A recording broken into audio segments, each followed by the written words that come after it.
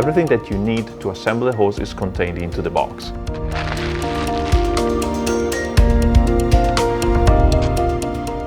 In order to make our customers' life easier, we prepared individual kits that include into one box all the needed parts, so you don't have to worry to stock or restock ferrules, inserts and nuts. Very important thing to be said is fittings and connections in general comes in one part. You have the fittings, the ferrule and the nut in just one part number. A traceability number is engraved on every fittings component.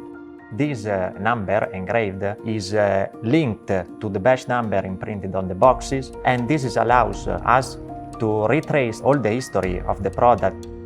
Equally, also the hose feature a batch number printed on the surface that allow the very same traceability for every individual layer that compose the structure of the hose.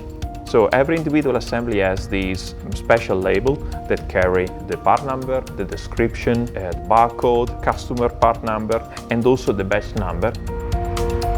In addition to the fact of the full traceability, we can talk about standardization.